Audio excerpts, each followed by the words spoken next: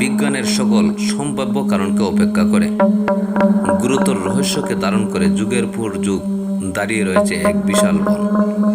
নানা রকম অদ্ভুত ঘটনার ঘটনাস্থলে এই বন। ঘটনাগুলোর বর্ণনা শুনে ঠিক সাধারণ বিষয় বলে মেনে নেওয়া যায় না, বরং কোনো এক অস্বাভাবিক বিষয়ের দিকে ইঙ্গিত করে। বিজ্ঞানীরা বছরের পর বছর বহু চেষ্টা করেও এর রহস্যের কোনো কুল কিনারা করতে পারেননি, যার ফলে অসংখ্য গাছগাছালিতে ঘেরা বনটি ওয়ার্ল্ডস মোস্ট হন্টেড ফরেস্ট হিসেবে পরিচিত হয়ে আসছে সকলের কাছে। আজকে আপনাদেরকে কিছু সময়ের জন্য নিয়ে যাওয়া হবে সেই ভৌতিক বনের দৃশ্যপটে।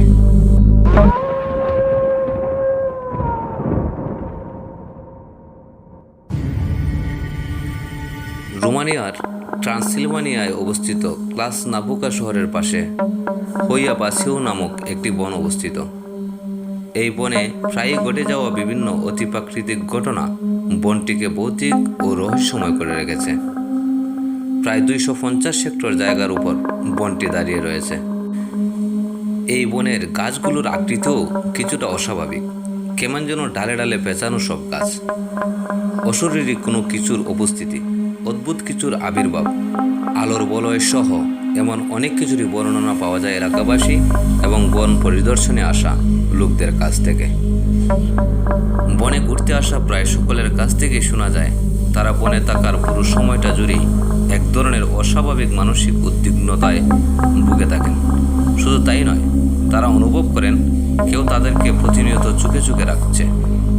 1968 সালে এই বনটি সর্বপ্রথম বিশ্ববাসীর কাছে তার রহস্য নিয়ে পরিচিত হয় এমিল বার্নিয়া নামক এক ব্যক্তির তোলা ছবির মাধ্যমে। এই বনে ভ্রমণের সময় এমিল বার্নিয়া একটি ইউএফও দেখেন বলে দাবি করেন এবং সাথে সাথে তিনি তা ক্যামেরাবন্দি করে ফেলেন।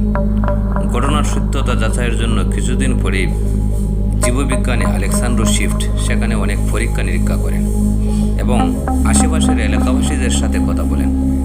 এলাকাবাসীদের সাথে কথা বলে জানা যায় তারা এমন গোলাকৃতির তীব্র আলোর বলয় বন থেকে উর্ধ্ব আকাশের দিকে মাঝে মাঝে যেতে দেখেছেন।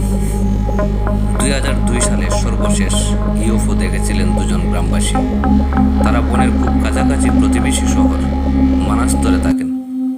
তারা সিগারেটের মতো লম্বা প্রায় 50 মিটার দীর্ঘ একটি অতি উজ্জ্বল আলোকবস্ত বন থেকে আকাশের দিকে ছুটে যেতে দেখেছেন। প্রায় 27 সেকেন্ডের জন্য তারা বস্তুটি দেখতে পেয়েছিলেন। কথিত আছে একবার এক মেষপালক প্রায় 200টি মেষ শাবককে ঘাস খাওয়ানোর জন্য এই বনে প্রবেশ করেছিল। আশ্চর্যজনকভাবে তারা আর কখনো ফিরে আসেনি, একেবারে গায়েব হয়ে গিয়েছিল। এই ঘটনার পরে অনেকে এই বনে প্রবেশ করতে যথেষ্ট পরিমাণ ভয় পায়। তাদের মাঝে এক ধরনের ভীতি কাজ করে, একবারে এই বনে কেউ গেলে হয়তো আর ফিরে আসবে না কোনোদিন। এর ফলেও সাহস করে যারা গেছেন তারা মাথা ঘোরা, মাথা ব্যথা, বমিভাব, গায়ে ফুসকা পড়া, আঁচড়, শরীরের বিভিন্ন স্থানে ফুলে যাওয়া সহ বিভিন্ন ধরনের শারীরিক অসুবিধার শিকার হয়েছেন। অনেক ক্ষেত্রে মানুষ বনে প্রবেশের পর নিরুদ্দেশ হয়ে যায়। এরপর যখন তারা ফিরে আসেন তারা কিছুতেই মনে করতে পারেন না বিগত সময়টুকুতে তাদের সাথে কি ঘটেছিল বা তারা কোথায় গিয়েছিলেন। একবার 5 বছর বয়সী একটি মেয়ে ঘুরতে ঘুরতে বনে প্রবেশ করে এবং রীতিমতো গায়েব হয়ে যায়। অনেক খোঁজাখুঁজি করেও তার কোনো হদিস মেলেনি। ঠিক 5 বছর পর ওই মেয়েটি অক্ষত অবস্থায় সেই একই অমলিন পোশাকে বন থেকে বেরিয়ে আসে। তার কাছে যখন জানতে চাওয়া হয় সে কোথায় গিয়েছিল, এতদিন কোথায় ছিল, মেয়েটি কিছুই বলতে পারেনি। গত 5 বছরে কোনো কিছুরই সে স্মরণ করতে পারেনি।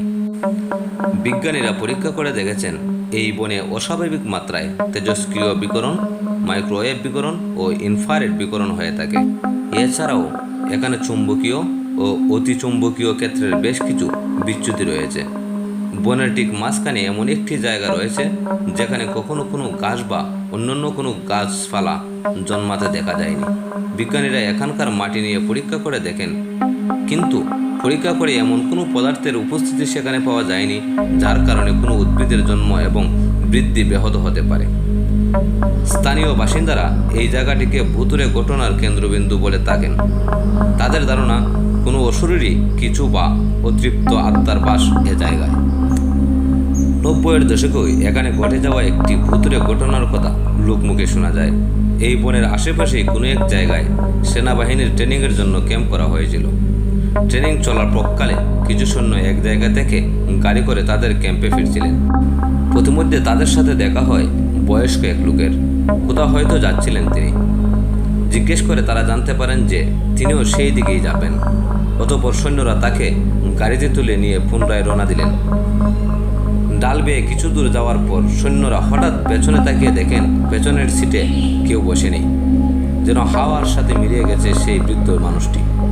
এই ঘটনার পরপরই তদন্ত করা হয়, কিন্তু পরে সেই ব্যক্তিকেও খুঁজে পাওয়া যায়নি বা রহস্যেরও কোনো কুল কিনারা করা যায়নি। এমন ভুতুড়ে ঘটনাবলীর কারণস্বরূপ এলাকাবাসীরা বলে থাকেন রোমানিয়ার বেশ কিছু চাষিকে নাকি অন্যায়ভাবে এই বনে হত্যা করা হয়েছিল আজ থেকে আরও প্রায় 50 বছর আগে। তাদের অতৃপ্ত আত্মাগুলো হয়তো এই বনে আটকে রয়েছে। রহস্যময় আলোর কুণ্ডলী, বনের গাঢ়স্তব্ধতা ভেদ করে অদৃশ্য রমণীর কণ্ঠস্বর এবং কখনো বা হাসির আওয়াজ, এ সকল ঘটনা প্রায়শই এলাকাবাসী প্রত্যক্ষ করে থাকেন। বনের গাছগুলোর মাঝ দিয়ে মাঝে মাঝে সারি সারি আলোক রোশনি বেরিয়ে আসতে দেখেন স্থানীয়রা। এত আলোক রোশনির কারণে সেই জায়গার তাপমাত্রা বেড়ে যাওয়াটাই স্বাভাবিক, কিন্তু থার্মাল ডিটেক্টর দিয়ে মেপে তাপমাত্রার কোনো তারতম্য পরিলক্ষিত হয়নি। বছরের পর বছর যে রহস্যকে আগলে রেখেছে এই বন, তার স্বরূপ উন্মোচনে বিজ্ঞানীরা লেগে রয়েছেন দিনের পর দিন, কিন্তু কোনোভাবেই রহস্যের জালটাকে ঠিক চিহ্ন করতে পারছেন না তারা। সকল নিয়মকে বুড়ো আঙ্গুল দেখিয়ে আজও ভৌতিকতার ঘন অন্ধকারে ঢাকা পড়া রয়েছে ট্রান্সিলভানিয়ার এই বনটি।